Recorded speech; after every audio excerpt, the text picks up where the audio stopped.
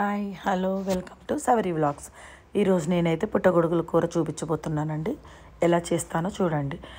దానికైతే ఏమేం కావాలి అంటే ఆనియన్స్, పచ్చిమిర్చి, కరివేపాకు, టమాటా, పుట్టగొడుగులు అనమాట. ఇప్పుడు నేనైతే కళాయి అయితే పెట్టేశాను. దాంట్లోకి కొంచెం జీలకర్ర, ఆవాలు అయితే వేసాను. తర్వాత కరివేపాకు వేసాను. తర్వాత ఆనియన్స్, పచ్చిమిర్చి ఇవి వేగనివ్వండి. కొంచెం లైట్గా వేగిన తర్వాత కాస్త అందులోకి కొంచెం పసుపు అనేది యాడ్ చేయండి. అప్పుడు పచ్చివాసన అనేది పోతుంది అనమాట మనకి. తర్వాత దాంట్లోకి టమాటా కూడా యాడ్ చేసి కొంచెం ఉప్పు వేసేసి ఒక 2 నిమిషాలు తిప్పేసి, ఒక సెకండ్ అలా తిప్పేసి మూత పెట్టేసేయండి. ఎందుకంటే ఉప్పు వేసిన తర్వాత టమాటా ఉట్టిగానే మగ్గిపోతుంది అనమాట. ఈలోపు పుట్టగొడుగులు అయితే రెడీ చేసుకుందాం.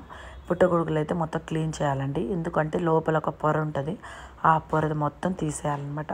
అదంతా తీసేసి దాన్ని 4 ముక్కలుగా కట్ చేసేసి మనం కడిగి పక్కన పెట్టేసుకోవాలి. ఈలోపు టమాటా మగ్గిపోయి ఉంటుంది కదా, సో మూత అయితే తీసేసరికి టమాటా అంతా మగ్గిపోతుందండి.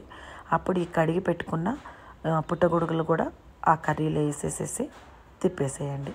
తిప్పేసిన తర్వాత ఒక సెకండ్ ఉంచండి. తర్వాత పుట్టగొడుగులు ఉట్టిగానే ఉడికిపోతాయండి, ప్రాబ్లం ఏం లేదు. సో ఉడికిన తర్వాత వాటిలోకి కొంచెం కారం అనేది యాడ్ చేయండి. నేనైతే ఒక గ్లాస్ వాటర్ యాడ్ చేసుకున్నాను.